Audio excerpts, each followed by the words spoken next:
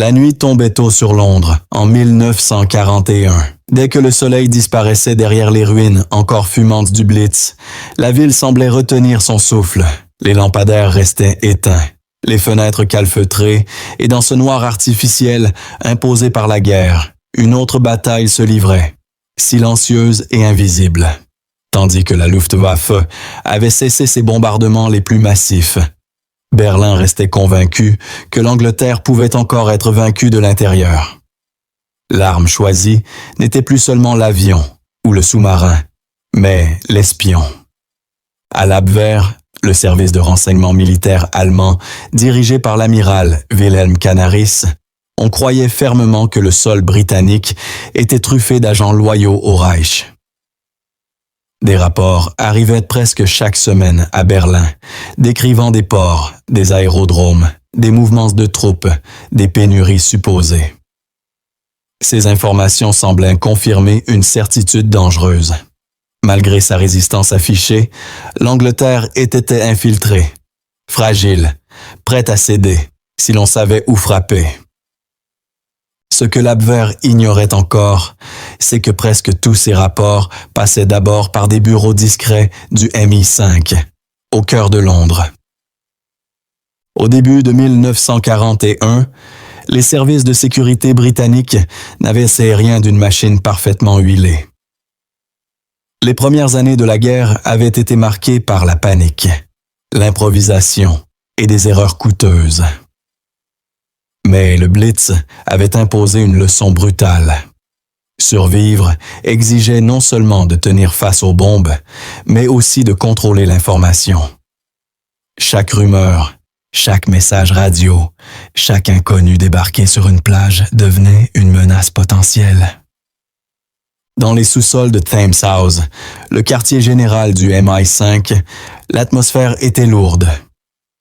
Les cartes murales couvertes d'épingles et de fils colorés racontaient une guerre parallèle. Les officiers savaient désormais une chose essentielle. Presque tous les agents envoyés par l'Allemagne avaient été repérés, arrêtés ou surveillés peu après leur arrivée. Certains avaient été capturés dès leur parachutage, d'autres trahis par une radio mal dissimulée, une adresse de contact déjà connue, ou simplement par leur accent trop parfait pour passer inaperçu. Un officier du Mi-5 résuma la situation avec un calme glaçant. Les Allemands pensent avoir des yeux partout. En réalité, ce sont leurs yeux que nous tenons. L'un après l'autre, les agents allemands furent neutralisés. Mais neutraliser ne signifiait pas toujours éliminer. À mesure que 1941 avançait, une idée audacieuse commença à s'imposer dans les couloirs du contre-espionnage britannique. Plutôt que de faire disparaître ces espions, pourquoi ne pas les utiliser? Cette réflexion ne naquit pas dans le confort d'un bureau tranquille, mais dans l'urgence. L'Allemagne préparait de nouvelles offensives sur le continent. Et Londres savait que le jour viendrait où un débarquement allié serait nécessaire. Pour que ce jour soit possible, il faudrait tromper l'ennemi à une échelle jamais vue. Et pour tromper l'ennemi, il fallait gagner sa confiance. En 1941, toutefois, rien de tout cela n'était encore structuré. Le MI5 avançait à tâtons, expérimentant, testant les limites humaines de la loyauté et de la peur. Certains agents capturés coopéraient immédiatement, brisés par l'arrestation et la perspective de la prison ou de la potence. D'autres résistaient, convaincus que l'Allemagne finirait par gagner. Il y avait aussi ceux qui hésitaient, coincés entre deux camps, tentant de survivre à une guerre qui les dépassait. Dans une salle d'interrogatoire mal éclairée, un agent allemand capturé écoutait en silence la proposition qui lui était faite. Il pouvait être jugé comme espion ennemi ou continuer sa mission sous contrôle britannique. Envoyer des messages à Berlin comme prévu, mais avec des informations soigneusement filtrées. Mentir sans jamais se trahir. Vivre, mais au prix d'un danger permanent. Un officier britannique posa la question simplement. Pour qui travaillez-vous vraiment? Maintenant que vous êtes ici.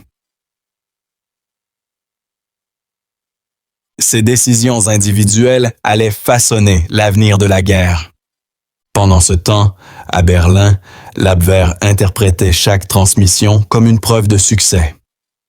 Les messages décrivaient des usines ralenties, des divisions fatiguées, une population épuisée. Londres apparaissait affaibli, proche du point de rupture. Hitler lui-même restait obsédé par l'idée que l'Angleterre finirait par négocier ou s'effondrer sous la pression combinée du blocus et du sabotage interne. Cette illusion était renforcée par le silence britannique.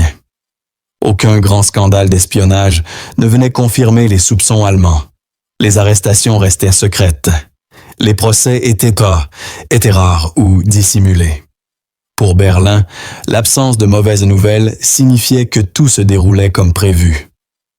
Mais à Londres, la tension ne diminuait jamais. Chaque agent retourné représentait un risque colossal. Une seule erreur, dans un message, une incohérence minime, pouvait éveiller les soupçons de l'Abwehr. Les opérateurs radio britanniques passaient des heures à reproduire le style exact des transmissions allemandes. Les fautes volontaires, les retards calculés, les détails crédibles faisaient partie du jeu.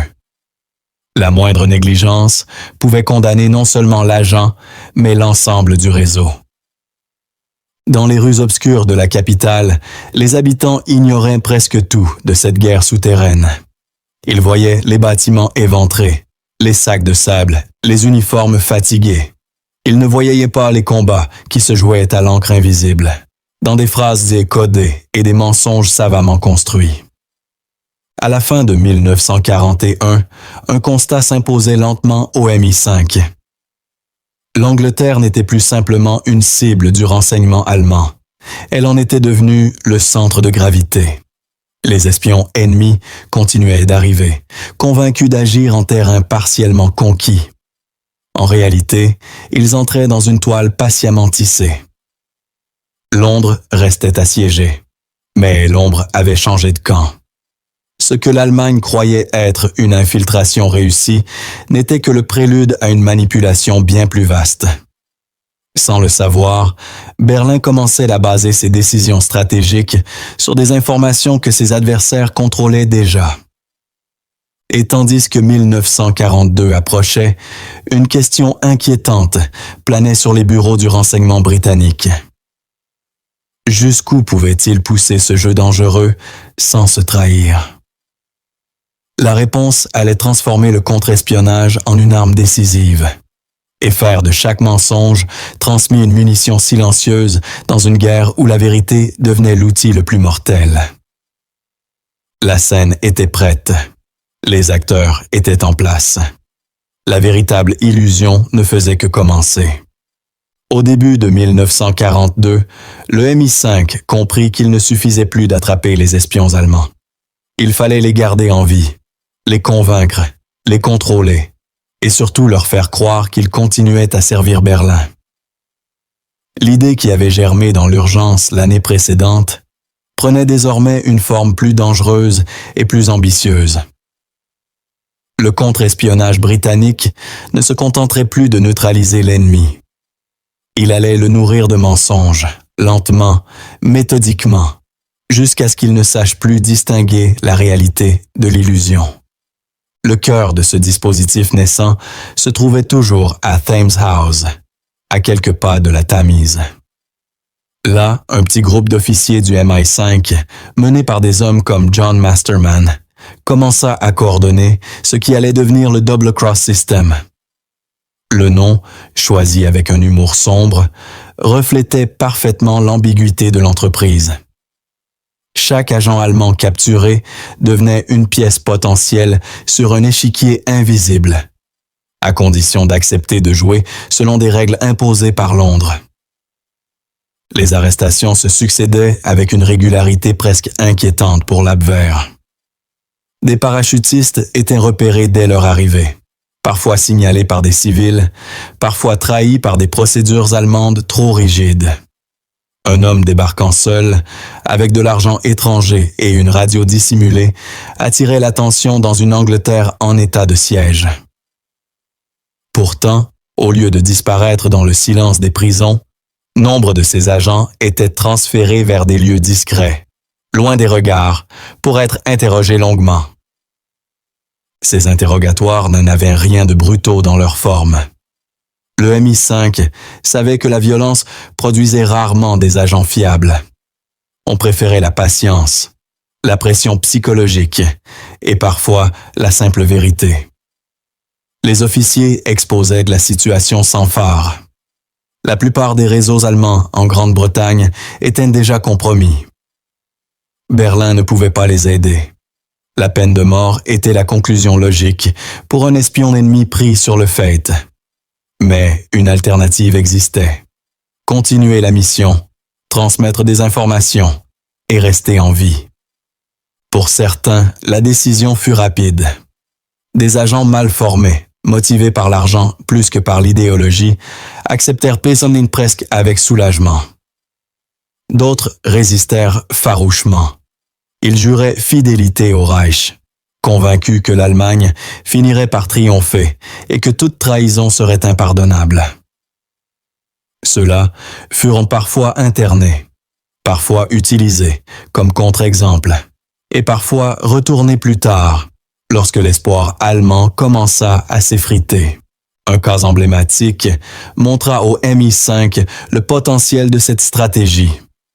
Un agent capturé, bien entraîné, discipliné, fut autorisé à reprendre ses transmissions radio sous surveillance étroite. Chaque message était rédigé avec soin, relu, corrigé, puis envoyé selon le rythme attendu par l'Abwehr. On y mêlait des informations anodines, parfois exactes, parfois légèrement déformées. Le but n'était pas de mentir grossièrement, mais de construire une crédibilité durable. À Berlin, ces messages furent accueillis avec satisfaction. L'Abwehr, déjà persuadé de la faiblesse britannique, voyait dans ses rapports une confirmation de ses analyses. Des ports semblaient moins protégés qu'ils ne l'étaient réellement. Des unités apparaissaient mal entraînées ou sous-équipées. Rien de suffisamment alarmant pour provoquer une vérification approfondie. C'était précisément l'objectif. Peu à peu, le MI5 comprit qu'un agent retourné isolé ne suffisait pas. Il fallait créer une cohérence globale, un réseau fantôme qui se soutiendrait mutuellement. Les messages devaient se recouper, se confirmer, raconter la même histoire sous des angles différents. C'est ainsi que le Double Cross System prit une dimension collective. Chaque agent capturé devenait une voix supplémentaire dans un cœur soigneusement dirigé. Cette orchestration exigeait une discipline absolue. Les opérateurs radio travaillaient dans des conditions de stress extrêmes.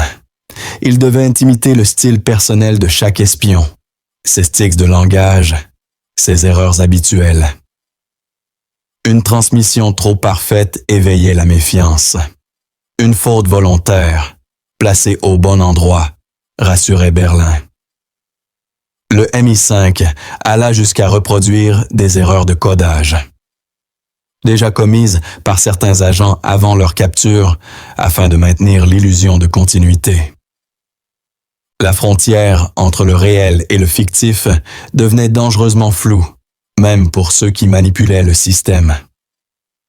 Certains officiers s'inquiétaient des conséquences morales de cette guerre psychologique. Utiliser des hommes comme des pions, les maintenir dans une peur constante d'être découverts par leurs anciens maîtres, posait des questions lourdes. Mais la guerre laissait peu de place aux états d'âme. Chaque message réussi renforçait l'idée que cette stratégie pouvait sauver des milliers d'eux. Puis sur les futurs champs de bataille. À mesure que 1942 avançait, le Double Cross System gagna en sophistication. Les Britanniques commencèrent à influencer subtilement les décisions allemandes. Des rapports faisaient croire à une menace d'invasion, là où il n'y en avait pas. D'autres minimisaient des préparatifs réels. Rien n'était encore décisif, mais les fondations étaient posées. L'Abwehr, persuadé de contrôler un réseau actif en Grande-Bretagne, abaissait progressivement sa garde. Dans les cafés londoniens, les sirènes retentissaient toujours à l'occasion, rappelant que la guerre restait bien réelle. Pourtant, l'affrontement le plus crucial se déroulait loin des bombes. Il se jouait dans des bureaux feutrés, à l'encre invisible, entre des hommes qui ne se rencontreraient jamais. Chaque transmission réussie était une victoire silencieuse. Chaque soupçon évité, un pas de plus vers un avenir où l'ennemi serait aveuglé au moment décisif. À la fin de l'année, le MI5 savait qu'il avait franchi un point de non-retour. Le Double Cross System existait désormais comme une structure cohérente, fragile mais puissante. Il avait transformé la vulnérabilité britannique en arme stratégique. Pourtant, une inquiétude persistait. Plus le mensonge devenait vaste, plus il serait dangereux s'il venait à s'effondrer. Alors que l'Europe brûlait encore et que la guerre semblait loin de sa conclusion, une certitude s'imposait dans les couloirs de Thames House. Attraper les fantômes avait été possible. Les contrôler l'était encore. Mais bientôt, il faudrait utiliser cette illusion pour influencer le cours même de la guerre. Et ce jour-là, la moindre erreur pourrait coûter bien plus que des vies individuelles. Elle pourrait faire basculer le destin d'un continent. Pour les agents retournés, la guerre ne se mesurait pas en kilomètres de front ou en divisions blindées. Elle se vivait dans l'attente, dans la peur constante d'un mot de trop, d'un silence mal interprété, d'une erreur de rythme dans une transmission radio.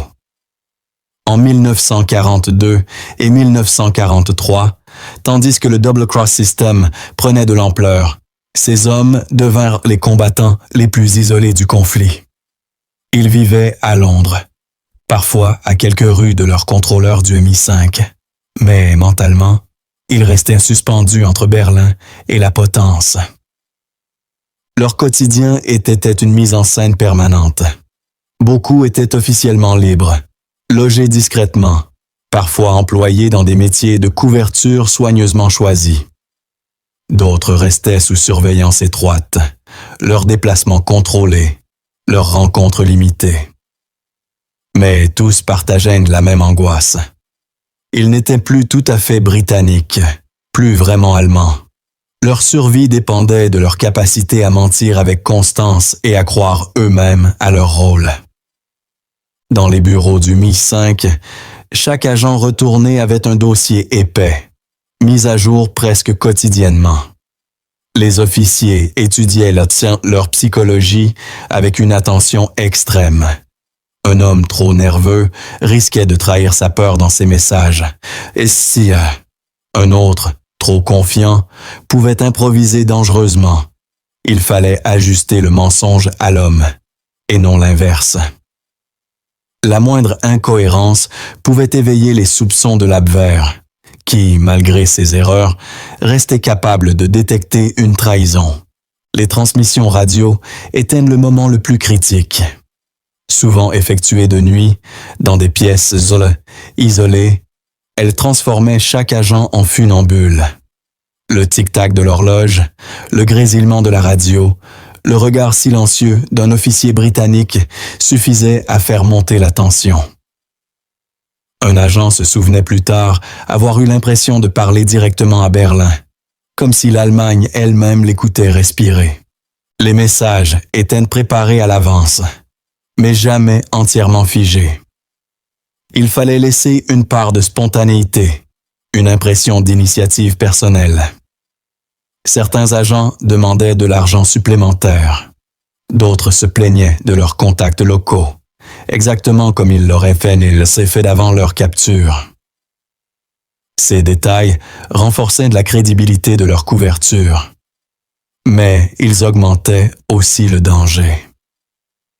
Chaque demande, chaque justification devait être validée, pesée, mesurée. La relation entre les agents retournés et leurs contrôleurs britanniques était complexe. Elle oscillait entre la méfiance, la dépendance et parfois une forme de respect mutuel. Les officiers du MI5 savaient qu'ils jouaient avec des vies humaines. Les agents, eux, savaient que leur existence dépendait entièrement de la confiance fragile de leur geôlier. Un soupçon, une fatigue mal interprétée pouvaient suffire à briser cette relation. Certains agents développèrent une loyauté réelle envers leur nouveau maître, non par idéologie, mais par pragmatisme. Ils voyaient l'Allemagne reculer sur plusieurs fronts, entendaient les nouvelles filtrées de Stalingrad, percevaient que la guerre ne suivait plus le scénario promis par Berlin. D'autres restèrent intérieurement fidèles au Reich, jouant un double jeu dangereux, espérant encore un retournement de situation. Le MI5 le savait et redoutait constamment qu'un agent ne décide de trahir une seconde fois. À Berlin, l'Abwehr continuait de faire confiance à ses voix venues d'Angleterre. Les rapports s'accumulaient, dessinant une image cohérente mais faussée de la situation britannique. Pour les agents retournés, cette confiance était à la fois une protection et une menace. Plus ils étaient crédibles, plus ils devenaient précieux pour l'ennemi. Et plus ils devenaient imprécieux, plus de la moindre erreur serait sévèrement punie. Certains agents furent soumis à des tests implicites. Des questions précises sur des lieux, des horaires, des unités. Parfois, Berlin envoyait de nouvelles instructions, demandant des actions concrètes, des sabotages, des recrutements. C'était le moment le plus périlleux. Il fallait répondre sans agir réellement, promettre sans livrer, expliquer des échecs sans éveiller de soupçons. Chaque excuse devait paraître naturelle, enracinée dans les réalités britanniques. La pression psychologique était immense. Des agents souffrirent de troubles du sommeil, d'angoisses persistantes, de crises de panique silencieuses. Ils vivaient avec la certitude que leur mort pouvait survenir de plusieurs manières. Découverts par l'Abwehr, ils seraient exécutés comme traîtres. Jugés inutiles ou dangereux par le MI5, ils pouvaient perdre toute protection. Et au milieu, il y avait le simple hasard de la guerre. Une bombe, un accident, une erreur humaine. Londres elle-même devenait un décor étrange pour cette tragédie invisible. La ville, meurtrie mais debout, continuait de fonctionner. Les bus circulaient, les théâtres rouvraient, la population tentait de retrouver une normalité fragile. Les agents retournés se fondaient dans cette foule, portant des secrets capables d'influencer le cours du conflit sans jamais pouvoir en parler. À mesure que 1943 approchait, le Double Cross System se rapprochait d'un moment décisif. Les agents sentaient que leurs mensonges allaient bientôt servir à quelque chose de plus grand. Les messages devenaient plus stratégiques, les questions plus lourdes de conséquences. Il ne s'agissait plus seulement de survivre, mais de préparer l'ennemi à une illusion majeure. Pour ces hommes, vivre avec un mensonge signifiait accepter une solitude absolue. Ils ne pouvaient ni se confier, ni se libérer de leur rôle. Leur courage n'était pas celui des champs de bataille, mais celui de la constance, de la retenue, de la peur maîtrisée. Ils marchaient sur un fil tendu entre Londres, Berlin et la mort. Et tandis que l'Europe se rapprochait lentement d'un tournant, une vérité s'imposait dans l'ombre. Le succès du contre-espionnage britannique ne dépendait plus seulement de la qualité des mensonges, mais de la résistance psychologique de ceux qui les portaient. Bientôt, ces hommes seraient appelés à soutenir la plus grande tromperie de la guerre. Et certains ne survivraient peut-être pas à ce dernier acte. L'année s'ouvrit sur un contexte nouveau. La défaite allemande à Stalingrad avait ébranlé la certitude de l'invincibilité du Reich. En Afrique du Nord, les forces de l'Axe reculaient. À Londres et à Washington, la question n'était plus de savoir si un retour en Europe aurait lieu, mais quand et où. Pour que ce retour réussisse, il fallait que l'ennemi se trompe au moment décisif. Le contre-espionnage devint alors une arme stratégique à part entière. Au sein du MI5, le contrôle des agents retournés atteignit un degré de sophistication inédit. Chaque message était désormais pensé comme une pièce d'un récit global. Il ne s'agissait plus seulement de tromper l'Abwehr sur des détails locaux, mais de construire une vision complète et crédible des intentions alliées. Les Britanniques comprirent qu'un mensonge isolé pouvait être démasqué, mais qu'une histoire partagée par plusieurs sources devenait une vérité aux yeux de l'ennemi. Le système reposait sur une règle essentielle. Pour être crédible, la tromperie devait contenir des éléments de vérité. Certains rapports décrivaient des unités réelles, des entraînements authentiques, des mouvements partiellement observables. D'autres informations étaient volontairement exagérées ou déplacées. Cette combinaison rendait l'ensemble difficile à contester. À Berlin, les analystes de l'Abwehr voyaient leurs sources se confirmer mutuellement, renforçant leur confiance. En 1943, cette confiance devint une faiblesse. L'Abwehr, déjà fragilisé par des rivalités internes et la méfiance croissante du régime nazi, s'accrochait à ses réseaux britanniques comme à une preuve de compétence. Remettre en cause ces agents aurait signifié reconnaître un échec fondamental. Cette inertie psychologique fut exploitée sans pitié par Londres. Les agents du Double Cross commencèrent à transmettre des informations sur de prétendus préparatifs alliés.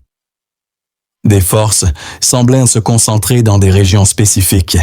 Des ports semblaient être des points de départ privilégiés.